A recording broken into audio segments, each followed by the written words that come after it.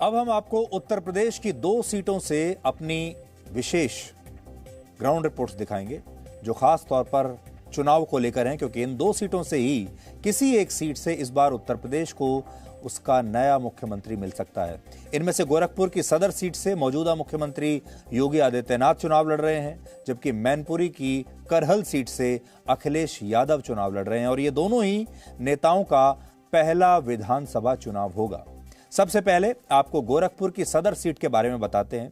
योगी आदित्यनाथ गोरखपुर से 5 बार सांसद रह चुके हैं, लेकिन उन्होंने कभी भी यहां से विधानसभा का चुनाव नहीं लड़ा। वो पहली बार विधानसभा का चुनाव इस बार लड़ रहे हैं। वर्ष 1989 से 2017 के बीच बीजेपी को केवल एक बार इस सीट पर हार मिली है और यह हार उसे वर्ष 2002 में मिली थी। यहां करीब 4.5 लाख वोटर्स हैं, जिनमें सबसे ज्यादा 95,000 वोटर्स कायस्थ समुदाय के हैं। वैसे इस समुदाय को बीजेपी का पारंपरिक वोटर माना जाता है, लेकिन इसके साथ ही यहां 50,000 मुस्लिम वोटर भी हैं जो चुनाव में हार और जीत के फैसले को सीधे तौर पर प्रभावित करने की क्षमता रखते हैं। अब देखिए हमारी ग्राउंड रिपोर्ट।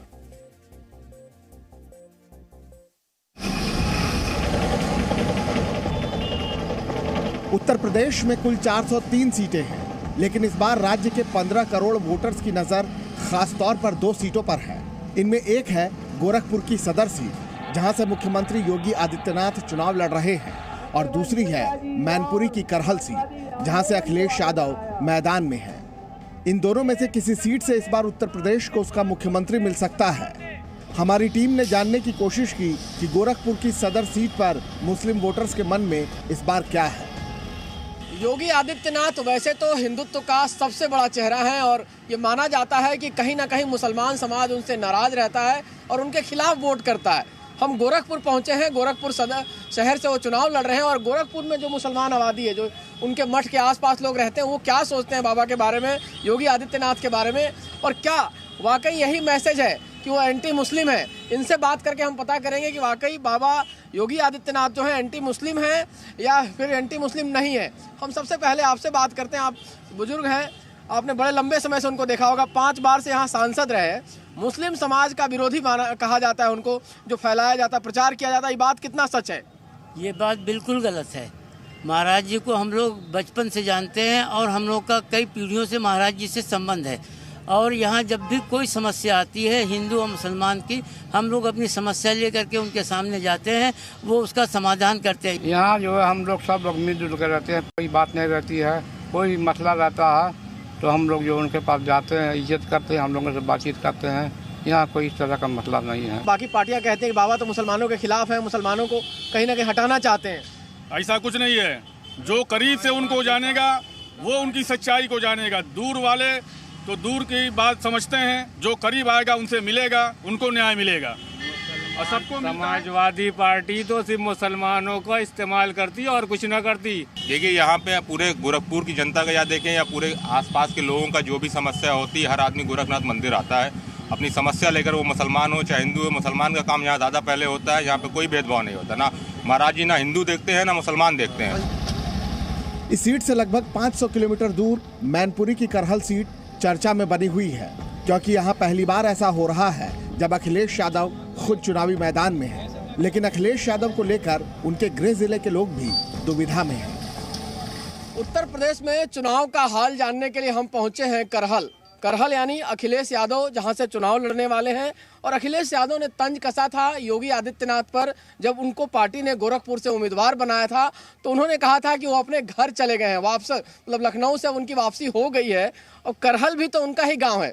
अगर देखा जाए तो यहाँ से सफाई महज 4 किलोमीटर दूर है। और यहाँ के लोग हैं, देखिए करहल के लोग हैं, जो करहल के उनके वोटर होंगे, इनसे पूछते हैं कि भाई योगी जी पर तो उन्होंने तंज कसा, कहा कि भाई वो अपने घर चले गए, तो वो भी तो अपने घर आ गए। आपका नाम क्या हुआ? वो भी अपने करहल करहल से लड़ रहे हैं, वो भी सैफई वापसी कर जाएंगे। यहाँ की जनता ने उनको नकार दिया है। किसको?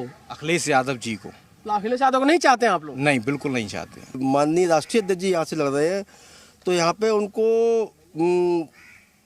पर्चा दाखिल केवल कर दें, बाकी उनको यहाँ आने की जरूरत नहीं है। अच्छा। यहाँ पे उनका पूरा समर्थन हर समाज में उनका समर्थन है और वो लाखों वोटों से जीतने वाले हैं। और यहाँ पे जितनी भी पार्टियां चुनाव लड़ रही हैं सबकी जमानतें जब्त हो जाएंगी। भारतीय जनता पार्टी के माध्यम से कई ऐसी जन कल्याणकारी योजनाएं हैं जो जमीनी स्तर पर सीधे सीधे लोगों को लाभ मिला है। ऐसे ऐसे कई एग्जाम्पल हैं जो बेचारे आजीवन टीन में रहे हैं, जबकि यहाँ पास में ही सफाई लगी हुई है, लेकिन उन्हें आज पक्का आवास मिल चुका है। यहाँ टक्कर होगी कि नहीं होगी चुनाव में? यहाँ कोई टक्कर नहीं है, एक तरफा इलेक्शन है और सारे प्रत्याशियों की जमानत जब्त हो जाएगी। यहाँ से तो मुख्यमंत्री चुनाव लड़ रहे हैं, यहाँ से ही हम मुख्यमंत्री बना के भेजेंगे उनको। समाजवादी पार्टी के लिए मैनपुरी एक सुरक्षित जहाज की तरह है जिसके डूबने की संभावना कम रहती है, लेकिन हमारी टीम को कुछ ऐसे वोटर्स भी मिले जो अखिलेश यादव की चिंता थोड़ी बढ़ा सकते हैं। ये तो गढ़ है सपा का, लगातार सपा जीतती आ रही है। एक बार 2002 में कहते हैं बीजेपी जीती थी और वो भी विधायक जो फिर सपा में चले गए, तो गढ़ में कैसे अखिलेश यादव हारने वाले हैं? गढ़ में यहाँ पे जो भारतीय जनता पार्टी ने जो गरीब लोगों को योजनाएं दी हैं, इसमें कोई भी गरीब छूटा नहीं है। समाजवादी पार्टी में आज तक कोई योजना ही नहीं पता चली गरीब को। अखिलेश यादव यहाँ से चुनाव जीतेंगे, कोई सेफ सीट मान के आए अखिलेश? क्यों सेफ मांग के आए? क्यों सेफ मान के आए? सफाई के पास है इसलिए सेफ है। वो अपना गढ़ बता रहे हैं, गढ़ नहीं है, ये डर है, डर की वजह से यहाँ आए।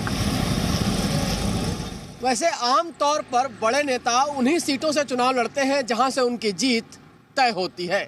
शायद यही वजह है कि योगी आदित्यनाथ अपने गढ़ यानी गोरखपुर से चुनाव लड़ रहे हैं, तो अखिलेश यादव अपने गढ़ यानी करहल से चुनाव लड़ रहे हैं। कैमरामैन कुलदीप शर्मा के साथ रवि त्रिपाठी, जी मीडिया, करहल, उत्तर प्रदेश।